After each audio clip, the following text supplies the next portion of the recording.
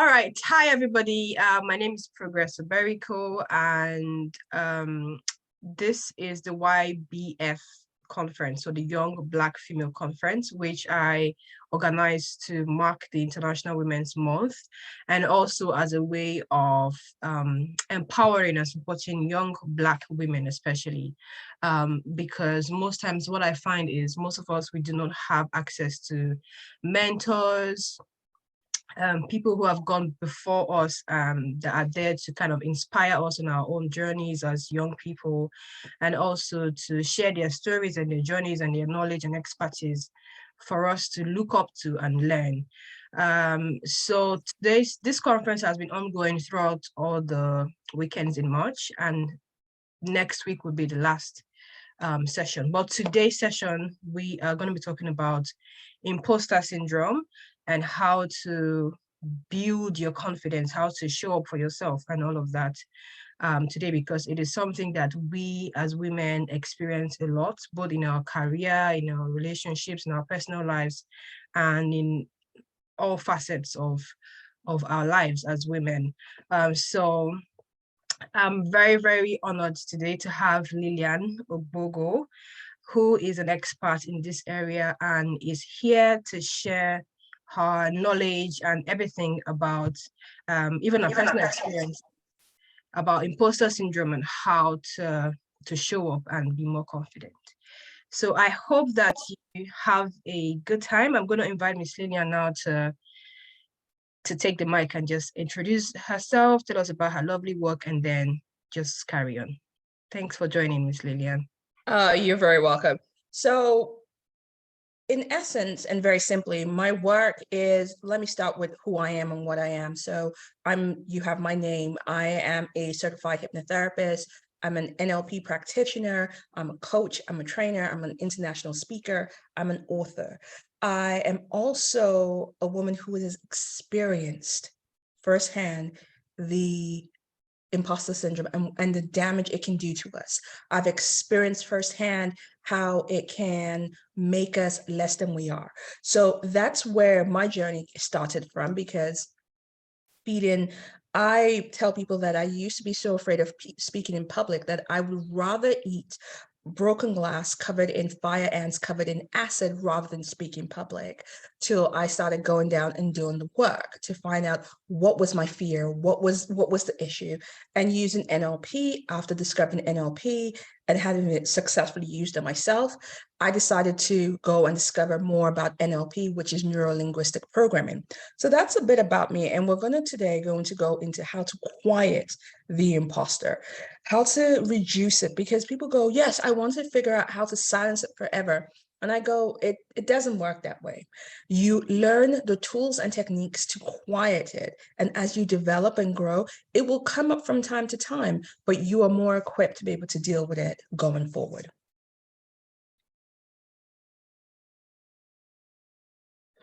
So I think we should jump right in. Progress, is there a way that I can share my slides or share the information?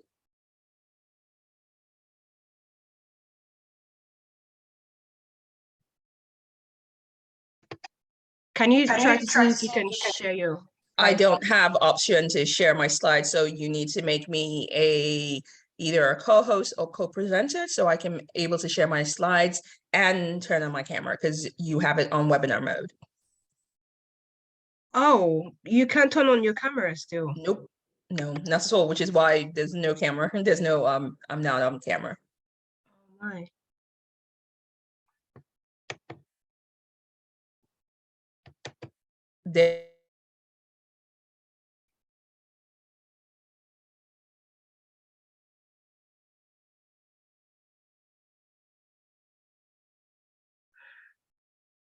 Awesome. You're on mute, sorry. There we are. So yes. So would you want me to go through my introduction again, or forward? Yeah, I think you can just restart it again. Okay, so basically, let me go over this again very simply. I basically am a coach, a trainer. I'm a speaker. I'm an author. I've been exactly where some of you are today. My background, my own personal background, my own suffering with the imposter syndrome has led me well to understanding how it shows up, why it shows up, and what may show up for me may not show up for you. And so I tell people that I have come from a background where I was so afraid to speak in public that I used to tell people that I'd rather eat glass, broken glass, covered in fire ants, covered in acid, rather than speak in public. And that became that was how I viewed the world, that the world did not want to hear my voice. I had nothing of value to say. But I've grown from that to become an international speaker, spoken in different places around the world. And my work is essentially working with women like yourself, working with other women for them to own their own personal power. And however that shows up is about taking ownership of your power so that you can actually decide on the life that you're going to live, not the imposter deciding the life that you should live. So we're going to start that, and I'm going to share my slides, and then we will go from there.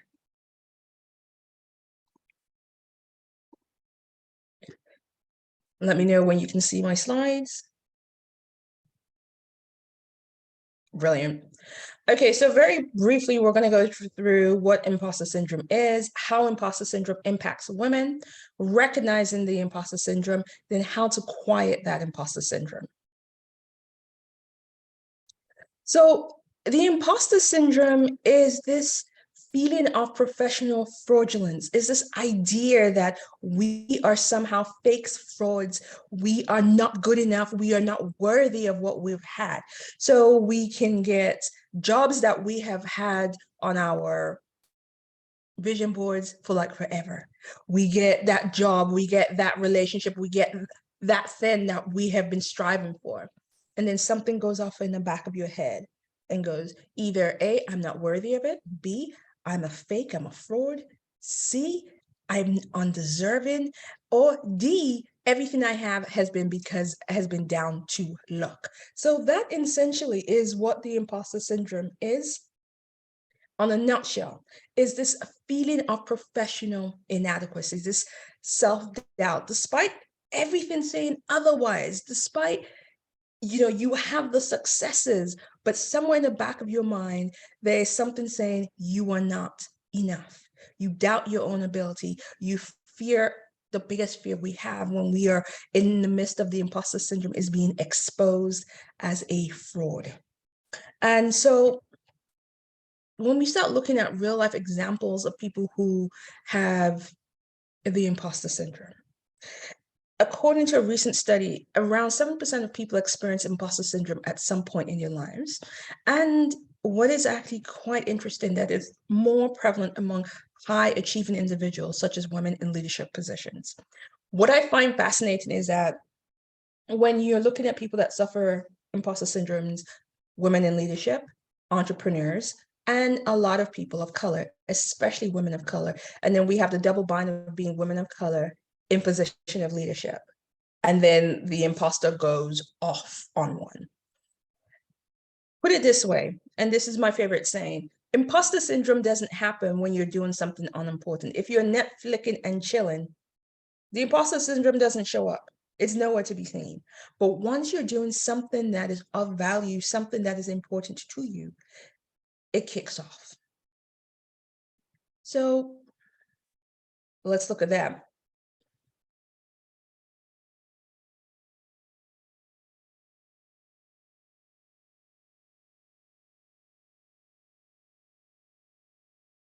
So that is from a definition from the creators of the concept of imposter syndrome. And I'm not going to go into that too much today.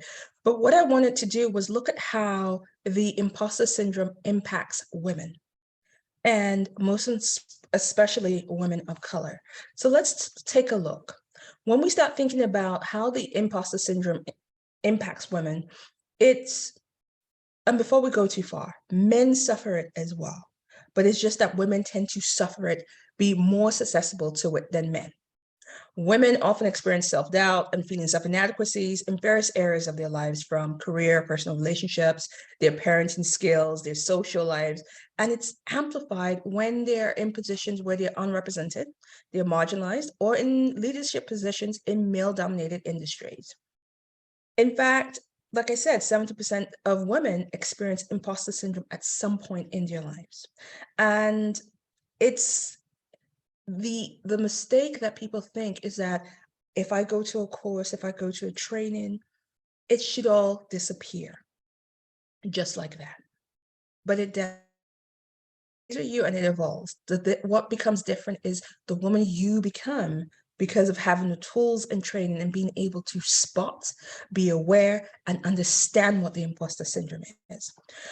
Ladies and those who are listening, when we want to think about those who are publicly in the public eye who suffer from imposter syndrome, we're thinking of people like Emma Watson, the actress. We are thinking of Maya Angelou. We're thinking about the former First Lady, Michelle Obama, even Oprah Winfrey. They all have suffered from the imposter syndrome.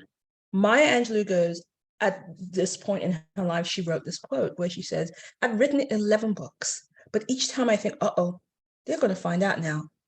I've run a game on everybody and they're going to find me out. This is Maya Angelou. Her biggest fear was being found out as a fraud. Next, we have Emma Watson, the actress, UN Goodwill Ambassador for Women. It's like almost the better I do, the more feelings of inadequacies actual increases, because I'm just going, any moment now, someone's going to find out I'm a total fraud and that I don't deserve any of what I've achieved. Another example is Michelle Obama. That is the former First Lady of the United States. This is a woman who is an accomplished lawyer, who is an very accomplished author, who is accomplished all around. And she goes, I still have a bit of imposter syndrome. It never goes away. And that you're actually listening to me. She goes, she finds it really weird that people listen to her. And she goes that she has been at the most powerful tables in the world, and she's set up foundations, nonprofits, she's done all of that. And she goes, she's been in those spaces and those people are not that smart, but she fears she still has imposter syndrome. So let's look at the signs and symptoms of imposter syndrome, what shows up. These are just some of the common signs.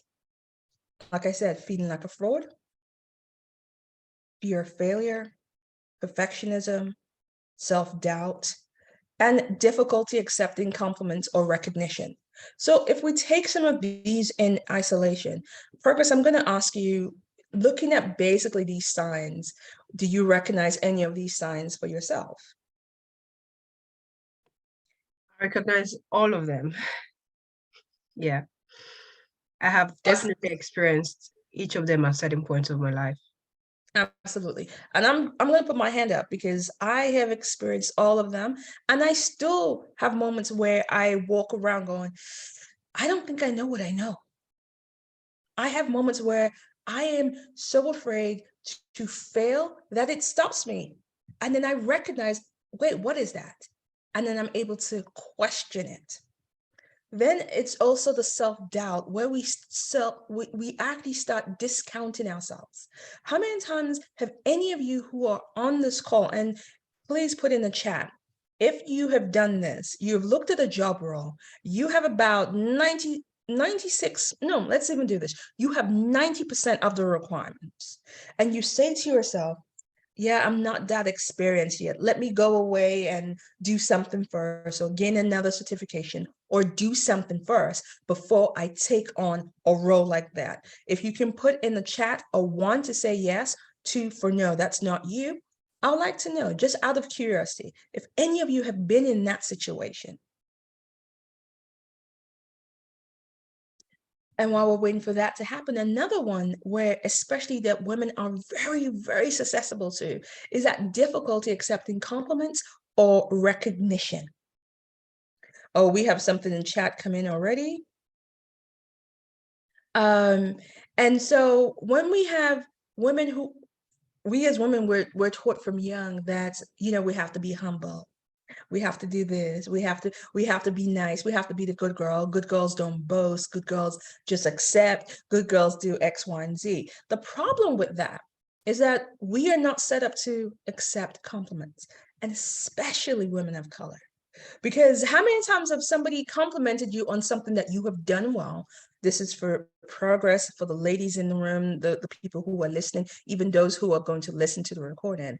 And someone has said, well done on the work that you've done. And you're like, oh no, it was a group effort. Oh, I didn't really do that much. Or, yeah, it's you somehow deflect, diffuse, and return it. How many of you have been guilty of that? Thank you, Althea. And so we need to understand that all of this in combination, one or the other, and some may differ, are signs and symptoms of the imposter syndrome getting in the way. And, some of it is not just these symptoms, because it could be anxiety. It could show up as stress. It could show up as depression. The imposter syndrome can lead you to burnout, because these things come up and they sneak up on us. So, those people that you have the imposter going off in your brain, and you're thinking, I have to give a speech for work. I have to present for work. You and the imposter are doing this dance round and round and round. And then you are so anxious, and you create what I call the vicious cycle of self-fulfilling prophecies. Because the imposter syndrome says you can't do it. Because of the imposter syndrome going off in your head, you have this anxiety, you're afraid, you stop procrastinating, you stop doubting, and then you go up to speak, you go up to deliver, and it falls short. Not because you don't have the skills, but because you have created this almost a biofeedback loop in your brain and created a situation and allowed that to occur. And then your brain is going to hold on to that one situation. And now anytime you go up and say you have to do presentation, your brain instantly reminds you, hey, you remember what happened there 5 years ago? Remember what happened 5 years ago when you wanted to go up and speak? Oh, no, you can't do it because you're very bad. And then you're locked in this forever dance with the imposter syndrome. Progress, did you want to ask any questions before we move on from here?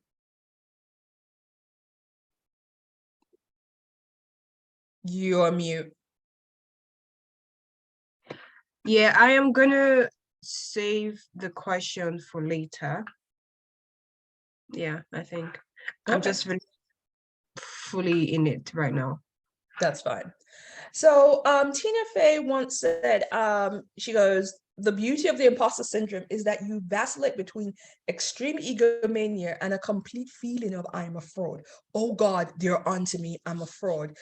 And this kind of highlights the conflicting feelings that comes with imposter syndrome and the need to achieve it, to address it, to achieve success. Because at one hand, you want to do these amazing things, you want to achieve, you want to do this, and thinking, yes, I got this. And then the other hand, you have all of this noise and baggage going on. And so you're kind of going, you're doing that.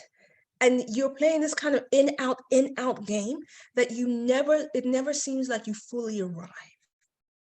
It seems like you're always on hold, like you're always just about to push the button to release that newsletter. You're just about to do that post on social media for your course, your program, your information. You're just about to start that podcast, that blog. But because you're in that forever dance, it doesn't happen.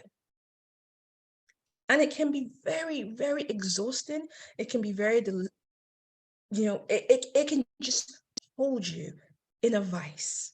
And then you're stuck with anxiety, fear, self-doubt. You question who you are. You stop playing small. You stop taking risks. You start hiding in plain sight. You get frustrated because you see your colleagues and friends progressing. You're feeling, is there something wrong with me?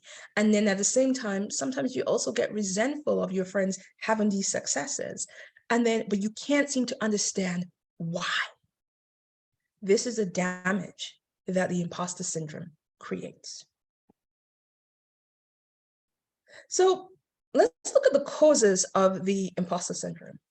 And this is just some of the causes and may not apply to everyone. So for some people, it's family background. For some of us, it's cultural and societal expectations. For others, it's personal past experience. So the imposter syndrome causes, can vary, like I said, family background, cultural, society experience. Women who are raised in families where perfectionism is encouraged, where they have had experiences of being criticized or not feeling supported, can be very, very susceptible to the imposter syndrome. Now, for those of us who come from ethnic backgrounds, or regardless of our ethnic background, where that push for being perfect, that push for being first, that push for always being the best of the best, that anything short of the best is failure, that coming second is failure. We then go into the world feeling that we have to be perfect, that any error doesn't mean that we've made a mistake. It means we are the mistake. It doesn't mean that we have failed. It means we are failure. We are the failure. And which is actually so counterintuitive to success. Because if we want to be successful, we need to fail and fail fast and fail forward, because when we fail, we learn. We do. When we fail, we learn. But if we come from those familiar backgrounds where failure is not tolerated, we then become risk averse. We then struggle to stand up and go and say and be willing to make a mistake. So anytime you're trying something new, the imposter syndrome is like, no, you're not good enough for that.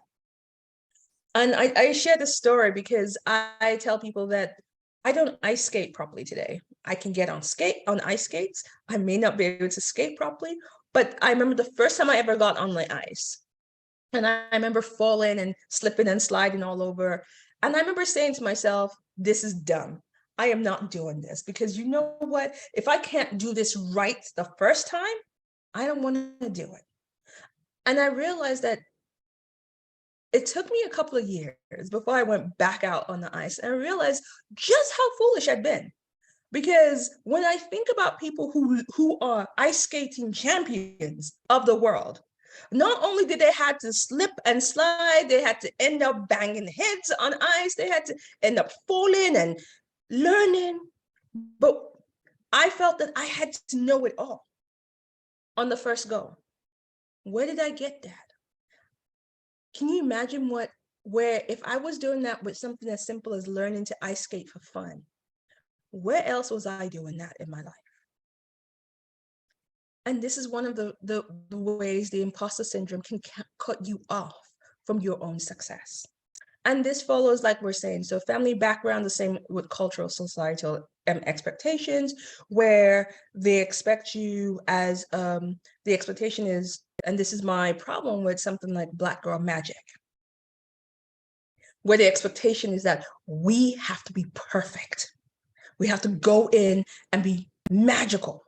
So there's no room for failure. There's no room for growth. There's no room for a learning curve. If we are walking around with that society expectation, as Black women, we're Black girl magic. It's a double bind. I recognize why it's a good thing to have this esteemed idea that everything we do is magic, but it can also, on the flip side, cause more feelings of imposter syndrome.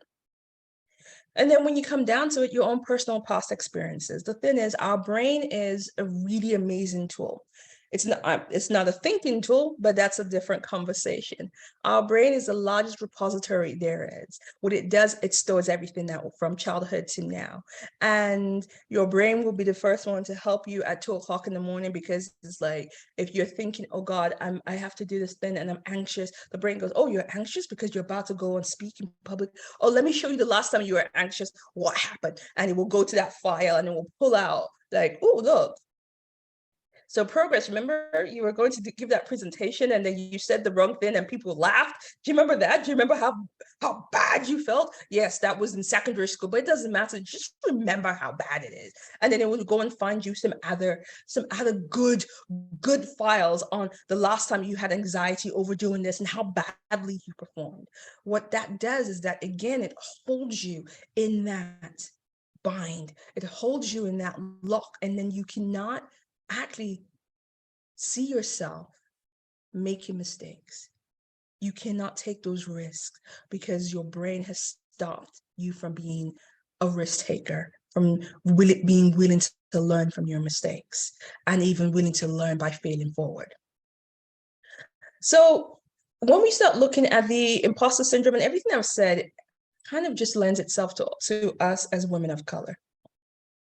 For those who are listening who are women of color, is that when we start looking at it properly and saying the intersection of gender and race can then contribute to this feeling of that double bind of isolation, marginalization, and then it comes with self-doubt. Because when you are then in a room where you are the only woman of color, you're the only woman first, but then you're the only woman of color, then you start double doubting yourself. Or if you're even the only person of color in that room, you start questioning, do you belong in that space? You don't feel represented. You don't have a model of what it looks like if someone of color like yourself is failing forward. There's no mirror for that. So Oprah Winfrey has spoken about her own experience, saying that she has a little bit of it today. And she goes saying, I still have a bit of it from the days of being that poor girl from Mississippi who doesn't deserve this. That's from her background. That's her cultural, societal expectations of her. So you can see one of the most successful women in the world still hold on to that identity. So let's look at how to silence the imposter syndrome for ourselves. Anyone, any questions so far? Those who are listening, if you have any questions, please put it in the chat. We're happy to look at it. Brené Brown says, emphasize the importance of vulnerability in overcoming the imposter syndrome. She says, vulnerability is the birthplace of innovation, creativity, and change. And to create something new, that's you truly have to be willing to be unsure, to take a risk and to fail. Thank you, Angel. It does apply. Your experiences may be slightly different from mine as a woman, but as a Hispanic man, you may have had those kind of experiences, feeling like the first and only in the room, having your Hispanic background. There may be things that may apply to you. So one of the ways that you can quiet the imposter syndrome is to question the noise. The problem is we have taken the words that come up when we are having bouts of those moments, the imposter shows up. We take it to be true. We believe it. And I think it was Mark Twain that says, never believe what you think. Because the problem is when we take it to be true, we never question it. We take it to be gospel. So one of the ways that we can start looking at quieting the imposter syndrome is we want to then apply the work of Katie Barron, where she talks about using the four questions. One of the ways she says is question the noise, is question, is it true? That talk that has come up where it says you're a fraud. Is this true? How so? How can you absolutely know it's true? How do you react? What happens when you believe those thoughts? And here's the most important question, who would you be without that thought? Who would you be in the world if you did not think you were not good enough, you had to be perfect, or you were a fraud? Who would you be in the world? So this is some of the ways. So when those thoughts come up, instead of instantly going, yeah, this is true, question it. Question the noise. Question what's coming. And here's the fifth question that I normally apply is, whose voice is it? Whose voice is it? Because when you recognize that sometimes it's not your voice, you kind of hear it, and then you will hear, oh yeah, it was that nasty teacher in high school. It's my mom's voice. It's my aunt who doesn't like my mother, who then doesn't like me. It's her voice. It's that nasty person. It's that mean person. When you recognize who that voice is, then you then go back and question, is that true? Then you can even say, would I accept this person speaking to me like this in real life? And would I accept what they have to say about me? So keep questioning the noise, but always come back to, who would you be without that thought? Always come back to that, because that becomes your linchpin. Now, Emma Watson goes, how she challenges her own imposter syndrome. She goes, I have moments of feeling like I'm pretending to be an adult. I'm like, whose shoes are this? I feel like I'm an imposter, but then I take a step back and think, but you know what? Nobody has all the answer.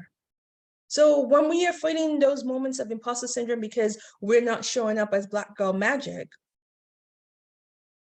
are you meant to be Black Girl Magic 24/7? Are you meant to be the expert in every room that you walk into? Are you supposed to be the fountain of all knowledge? And then ask yourself, who is in that room that you're in? And let's put it this way, even Richard Branson has people to advise him. So again, we're going to go back to another way, is keep questioning that voice. Whose voice is it? Learn to distinguish. And one of the things when we're distinguishing the voice is, here's a simple exercise that I will have everyone do. I'd like you to grab a sheet of paper.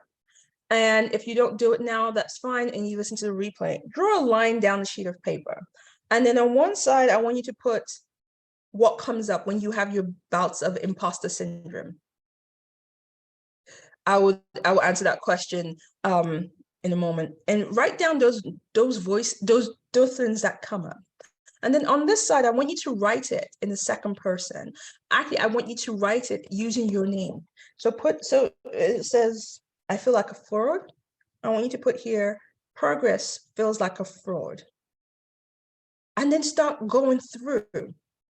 And then first and foremost, look at it, read the things that come up, and ask yourself this: does it feel good when you read it back with your name attached? Then question this: if someone spoke to you like that, actually, no, here's one better. If someone used those words against a loved one of yours, how would you feel if someone spoke to your best friend, your partner, your child, your cousin, your mother, your father? Someone spoke to those people the way that voice going off in your head? How would you feel? Would you accept it, or would you be ready to somebody, I'm gonna take my earring and have a different conversation with you in the back? You would not accept it for your loved ones. Why would you accept it?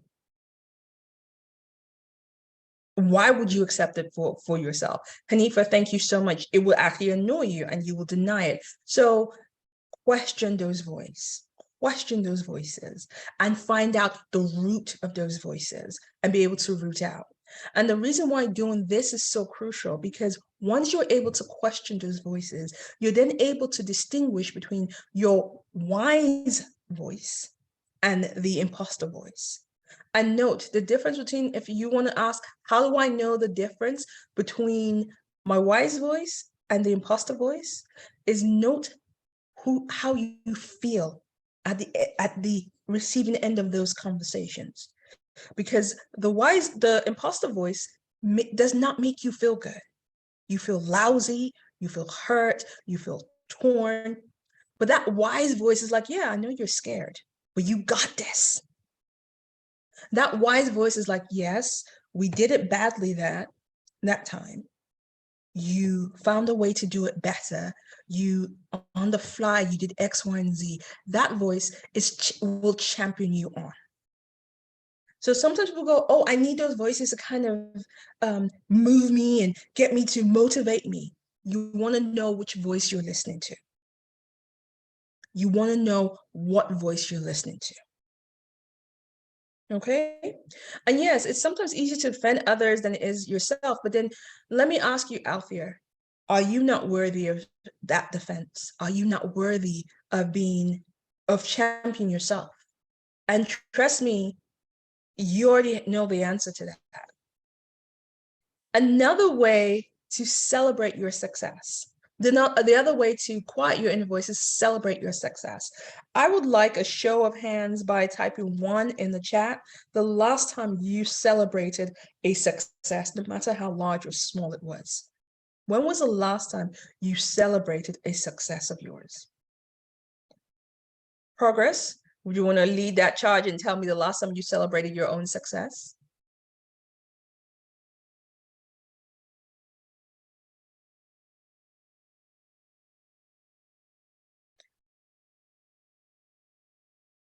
This week, okay? 1 this week. Brilliant, thank you. Most of us don't. We kind of just, and we deflect, or we deflect, we shy away from, and out there really happens. We need to stop and celebrate our successes. And it's actually a very useful tool to celebrate those successes. What I do is I invite all of you, whether it's on Post-it notes like this, what I would like you to do going forward, any success you have next week, whether is that's terrible. Well, let us celebrate you, Hanifa. So put something that you have achieved this week, and we will all celebrate you. But what I would like you to do is write your successes out. Write your success out on individual sheets of Post-it and put it in a jar. If you don't want to write it out, create a folder. So whenever, even at work, someone says, well done, sends you an email that they're celebrating you, put it in a folder. So whenever those moments where those voices kick off, you can go back and physically read and say, you know what? I did something well. I did this well. This happened, and I did that well. I'm, you know what? Well done. It is important, and especially as women, we start celebrating our successes. And for some of us, that may look like, you know what? I got out of bed on time this week. I made my bed. I made it to the gym. I got to work before 9 a.m. It doesn't always have to be, Beyonce levels of success. It can be that simple. I drank all the water I said I was going to drink today. Learn to celebrate all your successes. So, Hanifa, I would like you to tell me something that you achieved this week, and I don't care how large or small it is. Please share with us something that you've achieved this week. Let us all celebrate you.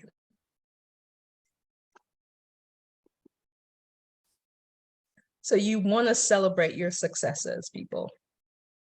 Another way to quiet that imposter syndrome is create a support circle. Who is supporting you?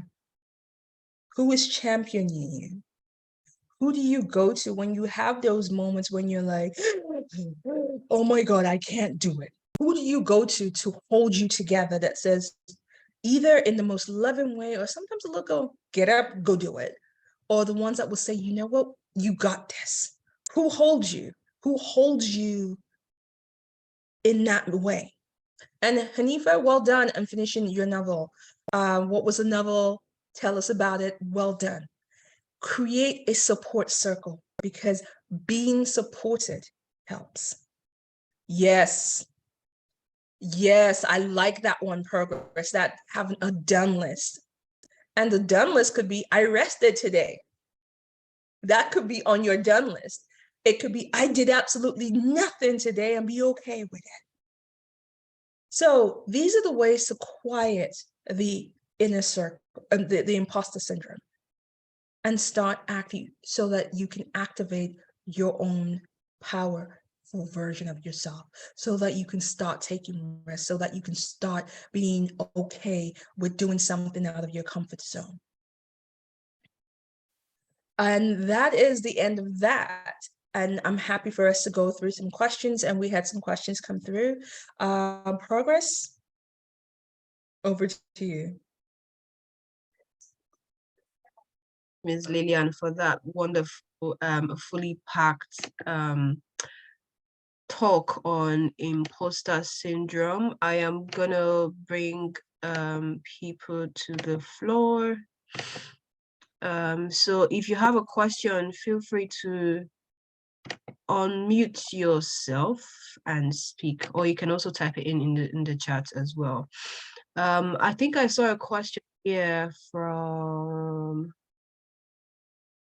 Hanifa. So she says, how does one make themselves take more risks if they fear? Yeah. So Hanifa, practice every day. So you've heard this, the thing of you take little risks every day. It's the start of the book of Alice in Wonderland. She talks about doing something impossible every morning before 9 a.m. You don't have to do the impossible, but practice doing one thing that scares you. And here's the thing, one thing that scares you can be something as ordering something different at a restaurant. It could be starting with, I'm going to take myself off for dinner by myself. I'm going to go to the movies by myself. It doesn't have to be, something critical to your job immediately. If you're risk adverse, you can do something simple. Does that make sense?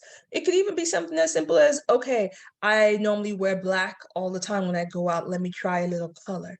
It could be, let me start something small that really has no weight or consequences. So I won't say immediately go and cut your hair into a bob style if you've had long hair all your life. Is, okay, maybe I could try a short wig. Something that doesn't have that much weight, and that you can then see yourself, oh, I've done this. I didn't fall on my face. I didn't fall over. I went to dinner by myself. The world didn't end. Something. And then you get used to it little by little. I hope that helps. Yeah, thank you. I think I do have a question, and it's about celebrating your wins. I think one of the reasons why we often fail to acknowledge our wins or even celebrate it, like you asked a question, when was the last time you had a success? And I guess some people will be thinking, like, did I ever have a success? Like, what is success? So it's even challenging. It's a problem for many people to acknowledge their success and then to celebrate it. So my question is, sometimes celebrating your wins might come across as you blowing your trumpet too much, or like you being overly loud about your success, and that thought itself can silence your intention of celebrating yourself. How can you overcome that? Again, let's go back to questioning the noise. Whose voice is telling you that you're overblowing your trumpet?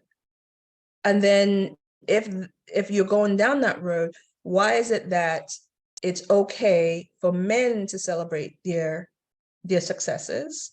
No one accuses them of overblowing their own trumpet. They're then said, oh, they're showcasing their abilities. They are being proud of their accomplishments. Why then we start questioning, whose languaging is it that when we celebrate our success is blowing our trumpet, we're being braggadocious? And then we can link it back to societal expectations, to cultural backgrounds. We can link it back to the message that we received as children when we were good girls, when we're little girls, and told to be good girls. And good girls don't blow their own trumpet, they don't brag.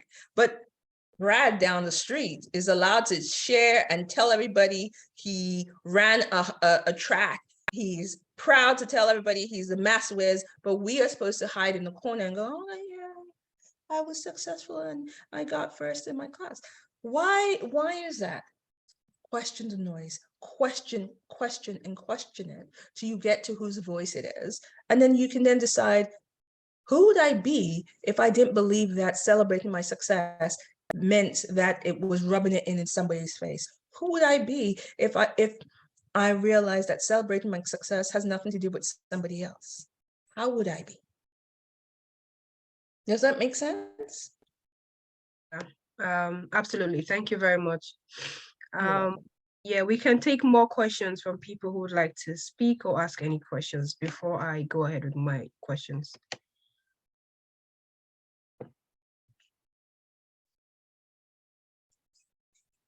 Does anyone want to ask a question? Okay, I'll just go on with my questions.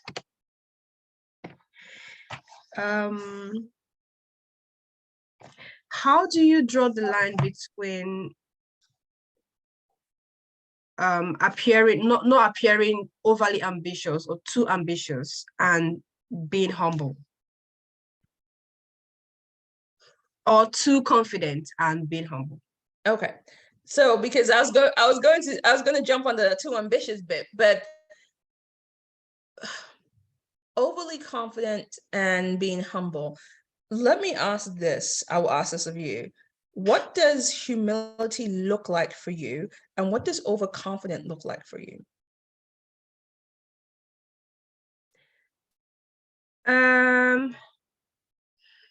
So humility might look like, being modest, even if you win an award, you're just quiet, you don't really talk about it.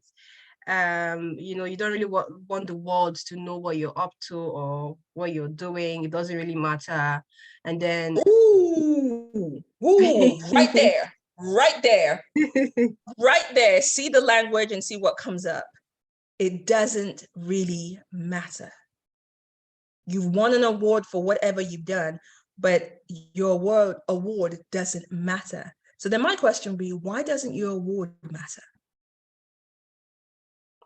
Because you're not the first to win an award. Okay.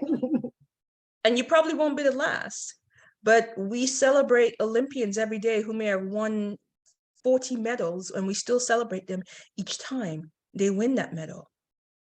So why aren't you deserving of celebration for winning that award, for doing something that others haven't done? As a woman of color, why aren't you enough to be celebrated? That would be my question.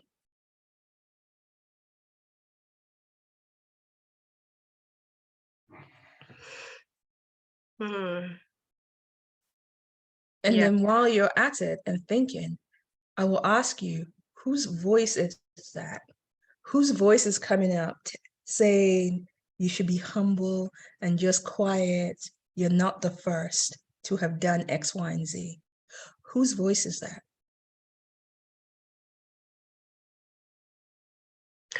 I mean, I think sometimes it could just be an assumption that you think people are thinking in a certain way about you. Mm-hmm. Sometimes it could be that you have been shown several times for like speaking about yourself or speaking about your wins. It could be one of those. Okay, so here's the thing. Find a safe space. Remember when I said having a circle? Get yourself a circle of people who welcome you to share every successes, so that you get comfortable with sharing. Find people who will celebrate you. And know that if you've had an academic accomplishment, it is okay and valid. If you had any accomplishment, that is okay for you to celebrate that. And the thing about the whole humility thing, and I'm going to say it because there's a cultural lens that is attached to it. It is especially for women from an ethnic minority background, especially, and I'm going to put my lens on it, the African community. That we are not supposed to share our wins. We're not supposed to stand up. How dare you? Who do you think you are? But it's okay for IK, Femi, Taiwo to tell everybody every day of the week how insanely special they are because they have a PhD, they have this, they have that, they have that. It's okay for them because they're just displaying their ambitious nature, they're go-getters, they're showcasing their achievements and abilities. But the language attached to women is that we need to be humble. We need to be good women. Good girls don't brag, because it makes people uncomfortable. And I say to that, to those who are uncomfortable with my success, hold on, wait, I got more coming. So I hope you choke on it. I will not be responsible for your discomfort. I will not silence myself or quiet myself or shrink myself so you can be comfortable in this life. Hanifa, please come off mute. I want you to share what you've just shared in the chat. Just so I can hear you say it. Please come off mute and share it. This is a safe space for you to do so. Yeah, I was just basically saying, I hear that a lot growing up in an African household, and it made me realize, who are we doing it for? Like, who am I being humble for? It's not going to affect my life whether I share or not. But in the back of your head, they kind of convinced you that, oh, be humble, it's a good thing, but I'm not doing anything bad. So it's kind of like that thought. I'm like, exactly. You know, because it's funny when we are given these messages when we're so much younger, it's imprinted into us. And when you start hearing how people describe what they consider how we should behave, I'm like, is this a woman or a Labrador? Is this a human being or some kind of Labrador that you're describing, or a golden retriever? We have the right to take up space. We have the right to celebrate our successes. We have the right to be around people who celebrate us. And if you are around people that want you to shrink so that they are not uncomfortable, these are not your people. I'm sorry. Yes, just on the point you mentioned about your family background, like how you grew up. I have colleagues, or I have, like, there's a particular colleague of mine who is always not afraid to take her flowers. Like, if she does something, she'll come out and shout about it and like just talk. And I try to put myself I try to kind of imagine the way she was raised. Like, I'm thinking, okay, she was probably raised in a family where she comes back from school, she runs to mommy and says, mommy, hey, look, I had 26/30, and mommy is like clapping for her. And like, so she got comfortable with being complimented, being, praised and taking her flowers. So if she wipes the table, she'll come and say to my manager, you see how I did it? It's good, right? It looks good, right? She's like, she'll just give it to herself. And I'm like, I cannot do that. I can't. I will just quietly, even if I do like a big task, I'll just do it and like go and sit in the back. I wouldn't shout about it. I wouldn't really say anything. So like, my question is, if you have, unfortunately, if you grew up in a background, in a family where you're not always praised, more is expected of you oftentimes, instead of being complimented or praised for the small thing that you've done. How are you as an adult going to overcome that and like outgrow that upbringing that you had? That's one question. And then the second one is, how do you show up for yourself without looking like you're bragging? Okay, so let's look at the first one. How do you overcome that? So here's the thing.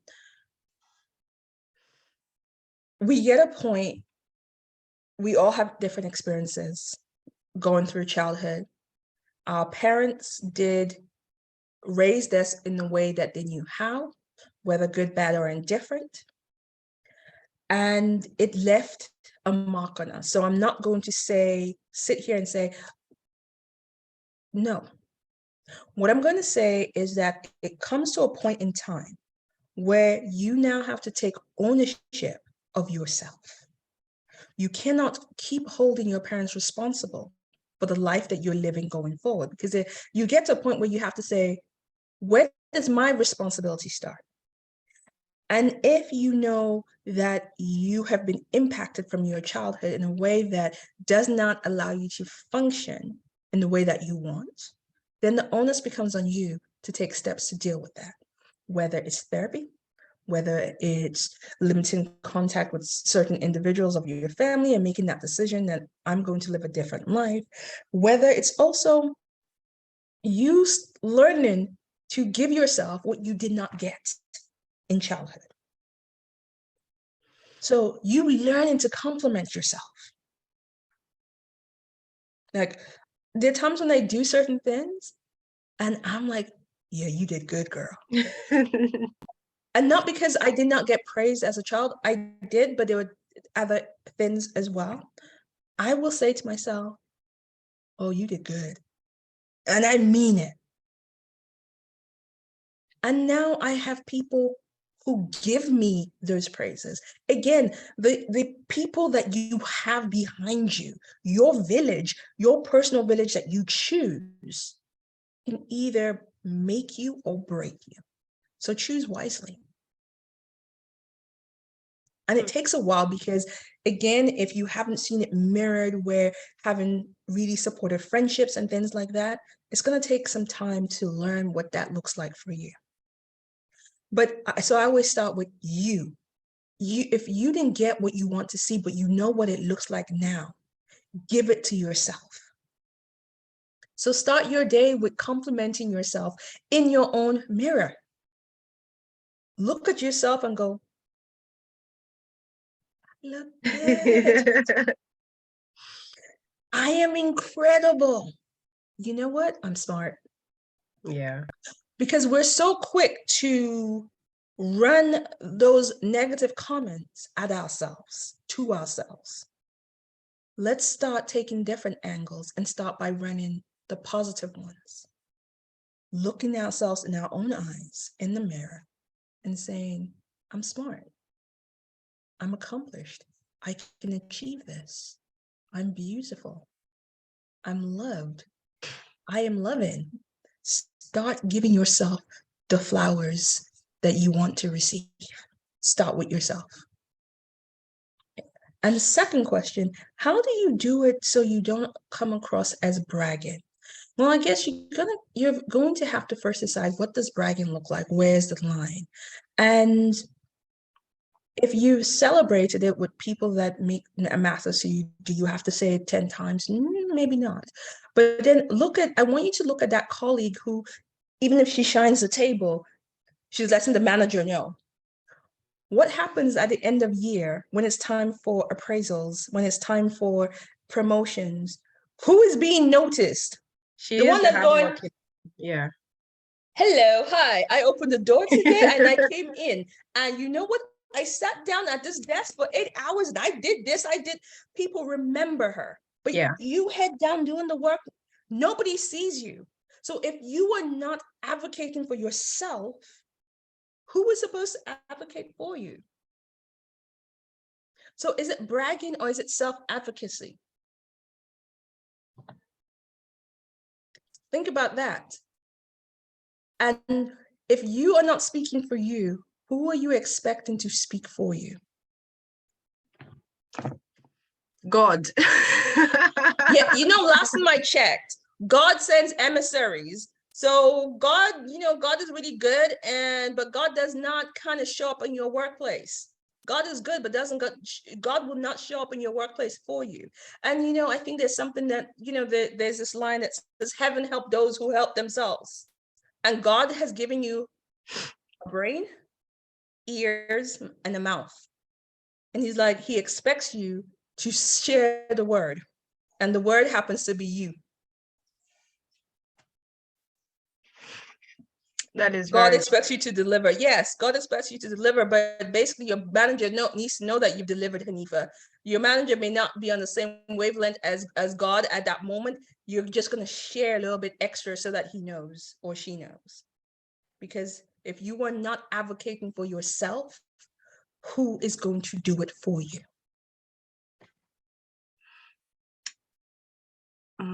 Can you differentiate?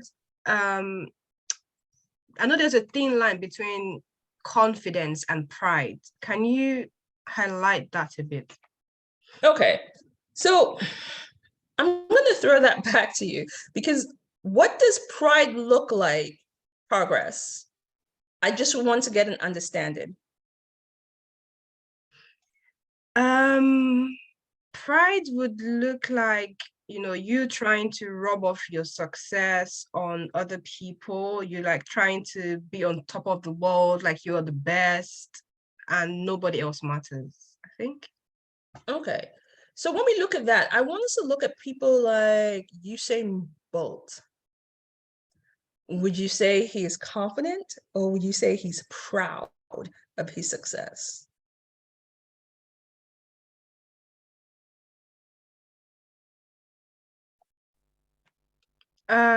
He is confident because he knows that he's good at what he does, so he talks about it. So, Yeah. so why do you think he's confident but he's not proud? Again, is a connotation behind the word pride that I'm trying to understand, because it feels like there's a lens to that word. There's a connotation that is somehow wrong to be proud of what you have achieved. And I know where you're going with the pride, where you're boasting and you're braggadocious, you won't shut up. But you know where that line is, and everybody knows for themselves where it's like, okay, I haven't done anything since 2010, but I'm still talking about what happened in 2010 in 2020. You want to always think about how you are sharing your story and who are you sharing it with. And the whole thing about where you act like what you've done doesn't matter. It's a thin line. Okay, so let's look at this. There are people who are out in the world who show up and where their actions is all about them. It's not that they're not, it's not, it's because they're narcissists. And so that's the difference, is other human beings don't factor. It's the narcissism that shows up for them. It's not the pride. Taking pride in oneself and one's work is part of confidence. It's part of showing up. It's part of self-advocacy. Being confident is saying, I'm proud to talk about what I did. I'm proud to talk about the book I wrote. I am proud to talk about how I did X, Y, and Z. And sharing that. Now, the other line is where that's all you do. You make no space for others in your circle to talk. You make no space for others to stand up and do the same. I think that's the difference that you are going for, is where you're able to share the spotlight, where you're able to say, yes, I've had this really great thing, but also be willing and make space for others to share that good thing and share that conversation. Does that make sense? Yeah. Okay. Thank you. Does anyone have a question before I ask the last question? Onyinyechi, Ada, Athia, Hanifa has asked quite a few questions, but you're all welcome to ask questions. Just unmute yourself and speak.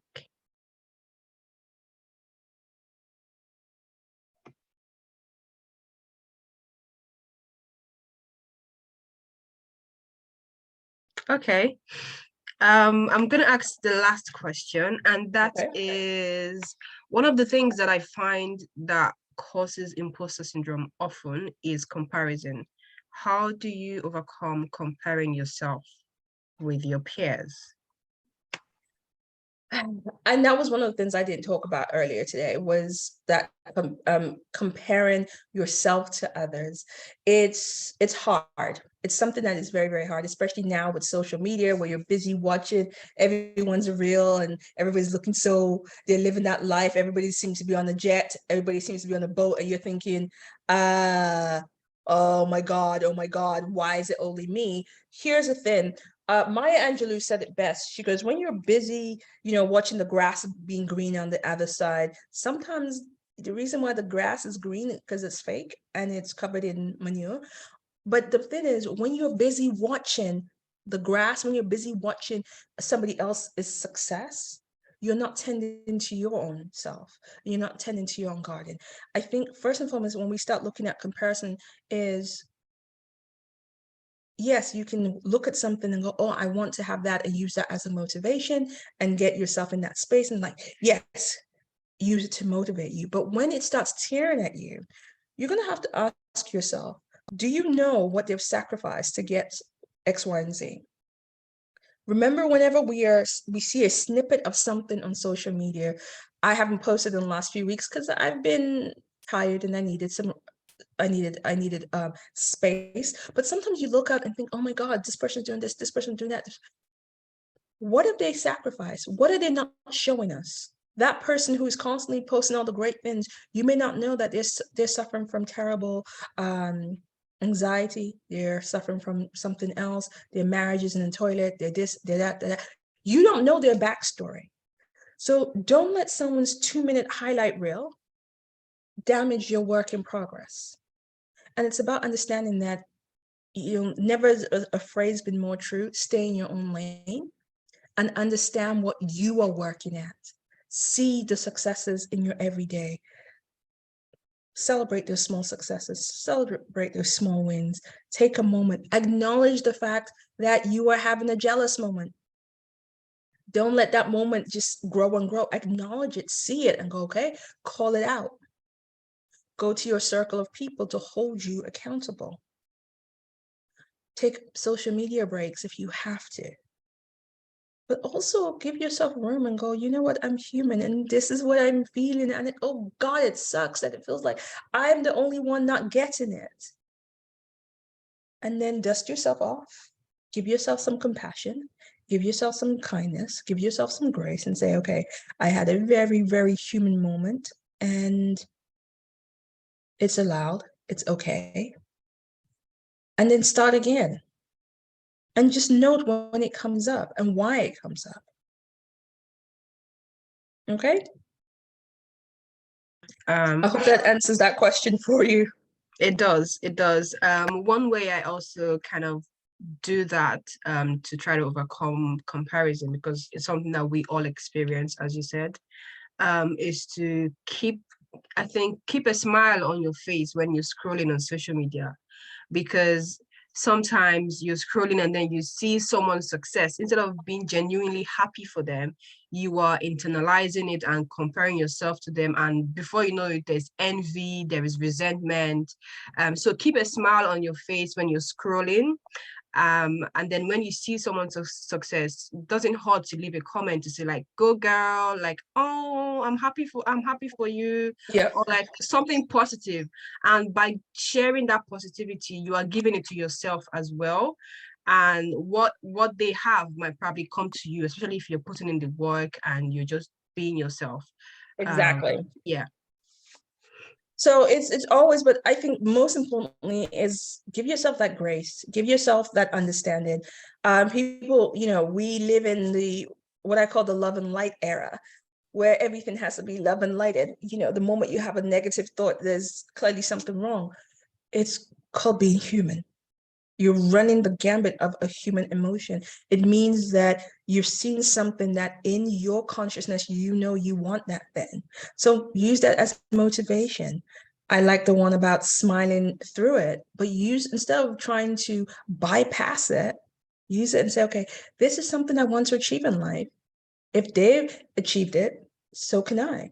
And I revert to my upbringing as a child, where my father, if somebody, in school, whoever came first in their exams, my father goes, did that person that come first, did they have two heads? Now, here's the thing: when your parents ever ask you that question, don't answer it because it's a trap. But now as an adult, I think about it, and when my dad will still say to us as adults, and I'm like, the person, they don't have two heads. So if they can do it, I can do it too. And if that's not good enough, think about it this way: if it's another woman that you're seeing out there doing what you're doing, just remember they put on their bra one breast at a time, the same way you do. So they're not any more special than you are. Your time will come, your moment will come. So don't think that it somehow disqualifies you. And then take a moment to count your own blessings. Okay. Wow. This is very, very inspiring. This has been powerful, fascinating, profound, whichever word I can think of. It has just been a lot of insights to take away. I personally find it very useful because this is a topic that's very relatable to all of us women and to me personally, and I'm sure everyone listening or watching this right now. So I want to say a massive thank you, Lillian. I really appreciate you. You are such an expert. You are like, it was just flowing, and I really enjoyed it. Thank you very Thank you. much. Thank you. Thank you. Thank you so much for having me. And ladies, connect with me on LinkedIn or find me on Instagram. And if you have any questions outside of this, please do not be afraid to reach out. Yeah, please definitely reach out to Lillian on LinkedIn, also on Instagram as well. Feel free to reach out to her. She's a coach, she's an expert, and definitely very open and accessible to support you in whatever challenge you're having, especially in this area as well. So I am gonna stop the recording now. We